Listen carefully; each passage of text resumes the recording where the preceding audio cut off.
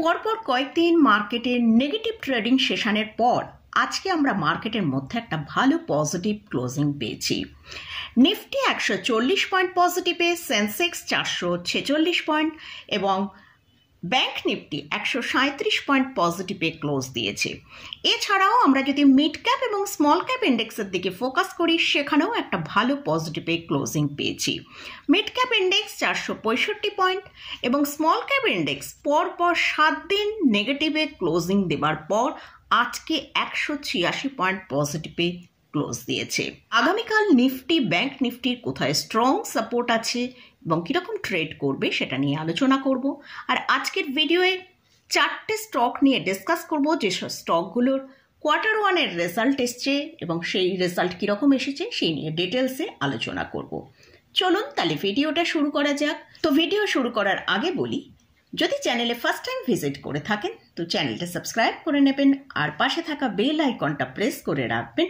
আমি video upload করার সাথে সাথে আপনার কাছে ভিডিওটা পৌঁছে যাবে।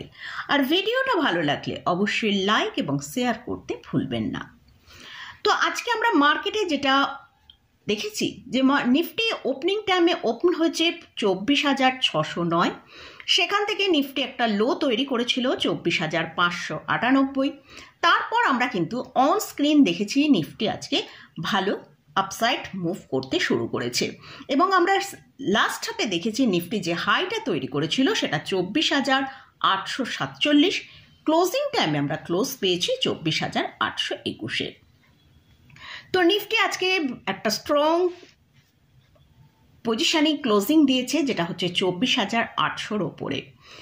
আজকে যদি দেখি বিভিন্ন সেক্টরের মধ্যেও কিন্তু একটা ভালো পজিটিভে ট্রেড করেছে। তো আগামীকাল নিফটি ব্যাংক নিফটি কীরকম ট্রেড করবে, কোথায় স্ট্রং সাপোর্ট আছে সেটা নিয়ে ডিসকাস করব। তার আগে আমরা একবার গ্লোবাল মার্কেটের দিকে ফোকাস করব।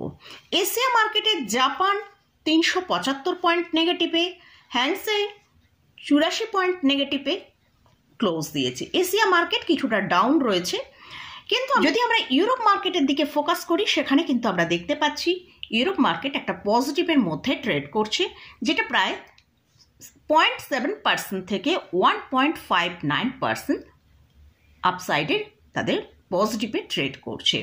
এছাড়াও আমরা যদি ইউএস মার্কেটের ডাউন জোনের দিকে ফোকাস করি, সেখানেও আমরা দেখতে পাচ্ছি ডাউন জোনের ফিউচার 44 পয়েন্ট পজিটিভে ট্রেড হচ্ছে।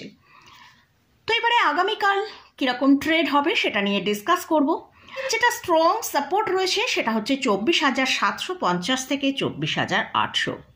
যদি কোনো কারণে নিফটি এই 24,750-এর নিচে ট্রেড করতে শুরু করে, তাহলে নিফটি নিচের দিকে 24,650 থেকে 24,600 পর্যন্ত নিচের দিকে আসতে পারে। আর যদি নিফটি ওপরের দিকে 24,850 এই লেভেলকে পার করে 30 মিনিট সাস্টেন করে, তাহলে কিন্তু নিফটির মধ্যে একটা ভালো মুভ আসতে পারে, যেটা ওপরের দিকে 24,880 থেকে 24,910 পর্যন্ত। তো এটা নিফটি নিয়ে আলোচনা করলাম। এবারে আসছি ব্যাংক নিফটি। ব্যাংক নিফটির জন্য যেটা সাপোর্ট রয়েছে সেটা হচ্ছে 56,000 থেকে 55,850। যদি ব্যাংক নিফটি 55,850-এর নিচে ট্রেড করে সাস্টেন করে, তাহলে ব্যাংক নিফটি নিচের দিকে 55,500 পর্যন্ত নিচের দিকে আসতে পারে।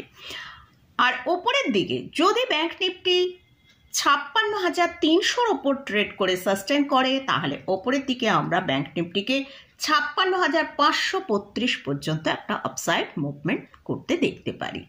তো এটা গেল নিফটি এবং ব্যাংক নিফটি নিয়ে আলোচনা করলাম।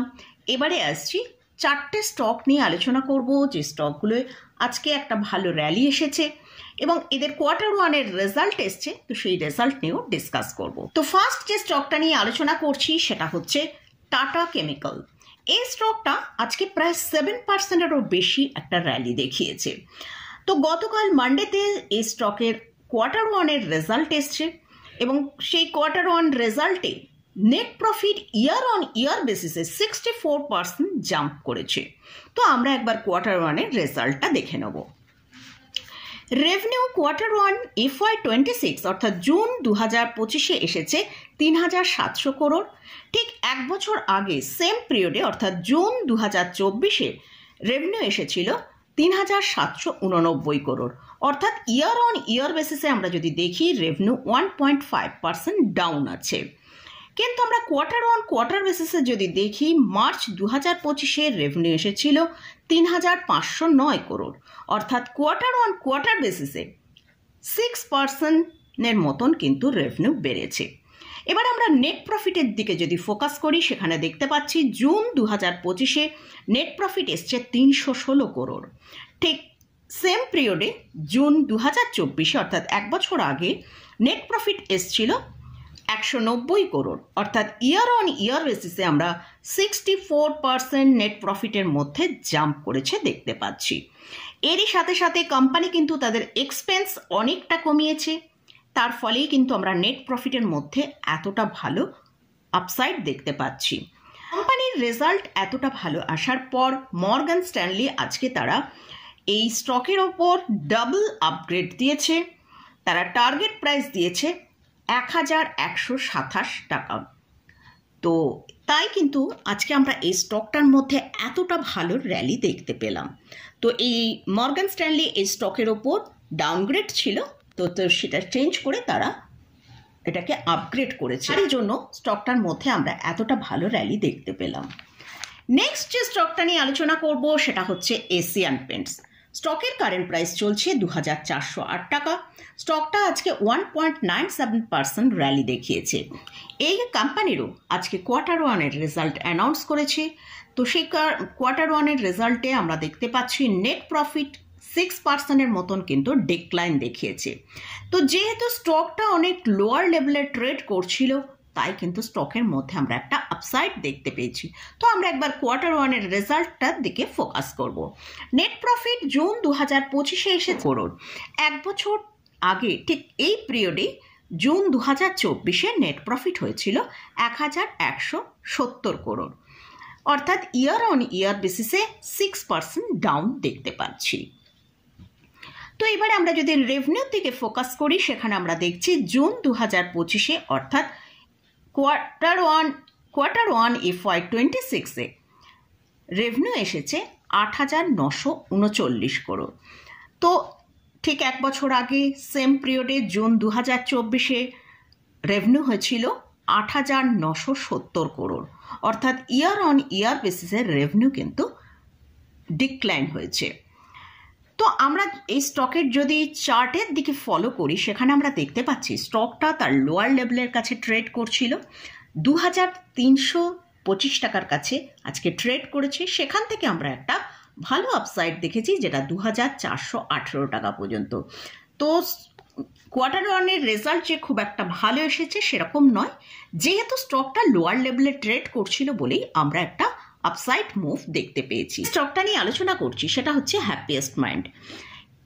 এই কোম্পানির কারেন্ট প্রাইস চলছে 620 টাকা। এটা আইটি সেক্টরে বিলং করে। স্টকটা আজকে প্রায় 3%-এরও বেশি আপসাইড দেখিয়েছে। এই কোম্পানিরও আজকে কোয়ার্টার ওয়ানের রেজাল্ট এসছে। নেট প্রফিট 12% বেড়েছে এবং রেভিনিউ 18% বেড়েছে। রেভিনিউ জুন 2025-এ এসেছে 549 করোড়। সেটা ঠিক এক বছর আগেই জুন 2024-এ এসেছিল 463 করোড়, অর্থাৎ ইয়ার অন ইয়ার বেসিসে আমরা দেখতে পাচ্ছি 18%-এর মতন গ্রোথ এসছে রেভিনিউর মধ্যে। আর নেট প্রফিট জুন 2025-এ এসেছে 57.1 করোড়, আর ঠিক সেম পিরিয়ড জুন 2024-এ এসেছিল 51 করোড়, অর্থাৎ ইয়ার অন ইয়ার বেসিসে কিন্তু 12%-এর মতন নেট প্রফিটে জাম্প হয়েছে। এই কোম্পানি এদের বিজনেসের মধ্যে কিন্তু অনেক পরিবর্তন নিয়ে এসছে। এরা এআই সার্ভিস চালু করেছে, নতুন বিজনেস লঞ্চ করেছে, নতুন বিজনেসের ইউনিট লঞ্চ করেছে। তো যদি স্টকটা আমরা দেখি লং টার্ম চার্ট অর্থাৎ মান্থলি চার্টটা যদি ওপেন করি সেখানে দেখতে পাচ্ছি স্টকটা কিন্তু এখনও তার হায়ার লেভেল থেকে 57% নিচে ট্রেড করছে, আর এই স্টকটা এখনও ডাউন ট্রেন্ডের মধ্যেই ট্রেড করছে। লাস্ট যে স্টকটা নিয়ে আলোচনা করছি সেটা হচ্ছে বরুণ বেভারেজ লিমিটেড। স্টকের কারেন্ট প্রাইস চলছে 513 টাকা। এই স্টকটা নিয়ে আপনাদের সাথে অনেকবারই আলোচনা করেছি। তো এই স্টকটায় আজকে কিন্তু একটা খুব ভালো মুভমেন্ট এসছে, যেটা আমরা দেখতে পাচ্ছি স্টকটা আজকে প্রায় 5.58% র্যালি দিয়েছে। এদেরও কোয়ার্টার ওয়ানের রেজাল্ট এসে গেছে। তো কোয়ার্টার ওয়ানের রেজাল্ট কিন্তু ঠিকঠাকই এসেছে। নেট প্রফিট 5% বেড়েছে। তো আমরা একবার এদের কোয়ার্টার ওয়ানের রেজাল্টটা দেখে নেব। রেভিনিউ এসছে জুন 2025-এ 7,017 করোড়। ঠিক এক বছর আগে জুন 2024-এ রেভিনিউ এসেছিল 7,197 করোড়, অর্থাৎ ইয়ার অন ইয়ার বেসিসের রেভিনিউ কিন্তু ড্রপ করেছে। কিন্তু কোয়ার্টার অন কোয়ার্টার বেসিসে যদি দেখি, মার্চ 2025-এ এসেছিল 5,567 করোড়, অর্থাৎ কোয়ার্টার অন কোয়ার্টার বেসিসে আমরা রেভিনিউ কিন্তু যদি দেখি 25% বেড়েছে। এছাড়াও কোম্পানির এক্সপেন্স কিন্তু ইয়ার অন ইয়ার বেসিসে এবং কোয়ার্টার অন কোয়ার্টার বেসিসে অনেকটাই কমিয়েছে। তো সেজন্যই কিন্তু আমরা নেট প্রফিটের মধ্যে এতটা ভালো আপসাইড দেখতে পাচ্ছি। নেট প্রফিট জুন 2025-এ এসেছে 1,325 করোড়। সেটাই ঠিক এক বছর আগে সেম কোয়ার্টারে অর্থাৎ জুন 2024-এ এসেছিল 1,262 করোড়, অর্থাৎ ইয়ার অন ইয়ার বেসিসে 5.5% নেট প্রফিট বেড়েছে। এবং মার্চ 2025-এ নেট প্রফিট হয়েছিল 731 করোড়। সেখান থেকে যদি আমরা দেখি নেট প্রফিট 80% এই কোয়ার্টারে বেড়েছে, অর্থাৎ কোয়ার্টার অন কোয়ার্টারে আমরা নেট প্রফিটের মধ্যে ভালো জাম্প দেখতে পেয়েছি। এইসব স্টকগুলো নিয়ে আলোচনা করলাম। এইসব স্টকগুলো কিন্তু কোনো রকম কোনো বাই রেকমেন্ডেশন নেই, জাস্ট এদের কোয়ার্টার ওয়ানের রেজাল্ট এসছে, সেটা কীরকম কোয়ার্টার ওয়ানের রেজাল্ট এসছে সেটা নিয়ে আলোচনা করলাম। তো স্টকে বা ইন্ডেক্সে কোথাও কোনো রেকমেন্ডেশন নেই। যদি কোথাও কোনো পজিশন নিতে চান, তার আগে ভালো করে চার্ট অ্যানালিসিস করে নিয়ে তারপরই পজিশন নেবেন। তো মোটামুটি আজকের মতন ভিডিওটা এখানেই শেষ করছি। ভিডিওটা যদি ভালো লাগে অবশ্যই লাইক করবেন, শেয়ার করবেন, সাবস্ক্রাইব করবেন। ধন্যবাদ।